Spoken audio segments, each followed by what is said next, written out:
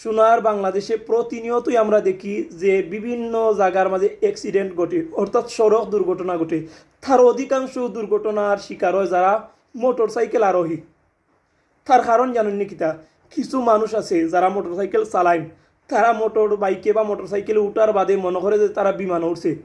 তো আপনারা একটা ভিডিও স্কিপ আগে দেখুন, তারপরে আমি সামান্য কিছু আলোচনা করে ইনশাল্লাহ ভিডিওটা শেষ করবো। হালতটা দেখুন বাহির দেহরানি চলানির গতি খুব কাছে নিয়ে অবস্থায় চলাইলে হঠাৎ করে কোন সময় কোন দুর্ঘটনার শিকার হইব ওইটা তাই নিজে জানেননি। কারণ যে জিনিসটার উপরে তাই উঠছেন সেই জিনিসটা তো মেশিনারি জিনিস, হঠাৎ করে নষ্ট হইতে পারে বা হঠাৎ করে ব্রেকে কাম নাও করতে পারে। তো এইরকম কার্যকলাপের কারণেই কিন্তু অ্যাক্সিডেন্টের শিকার হইন। আর আমরা এটাও জানি যে মোটর সাইকেলে যারা অ্যাক্সিডেন্ট করেন যদিও বাঁচইন তাহলে আবার পঙ্গু হইয়া বাঁচা লাগে, আর মরলে তো আর শেষও। ভিডিওটা দেখার বাদে মোটরসাইকেল আরোহী যারা আছেন আপনারা মনে করবেন না যে আপনারা বিরুদ্ধে ভিডিওটা বানাইছি, আপনার স্বার্থেই বানাইছি। কারণ মোটরসাইকেলও যারা এমনি থেরেং বেরেং করেন বা মোটরসাইকেল যে বিভিন্ন অভিনয় করতে চান মোটরসাইকেল উঠিয়া যদি অ্যাক্সিডেন্ট ঘটেন আমার কিছু তো নাই, যা ক্ষতি হইব আপনার হইব বা আপনার আব্বা আম্মায় চৌকের পানি ফেলাইবা।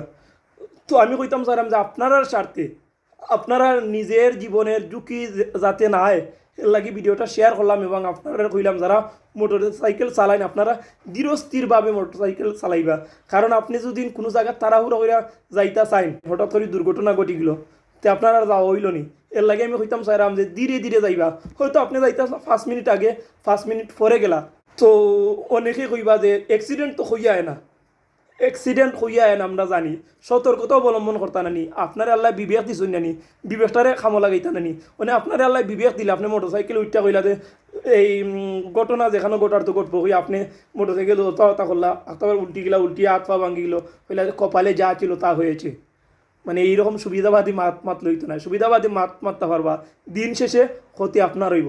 সুতরাং আমি আবার হইলাম যারা মোটর সাইকেল চালাইন রোডের মাঝে উঠিয়া বাবা যে জায়গার মাঝে চলাইন ধীরস্থিরভাবে চলাইবা। এইভাবে বেপরোয়াভাবে গাড়ি চলাইলে আপনার নিজের জীবনের ঝুঁকি হইব, এমনকি আপনার মৃত্যু পর্যন্ত হইতে পারে। মহান আল্লাহ রাব্বুল আলামিন যেন বুঝার তৌফিক দান করুন।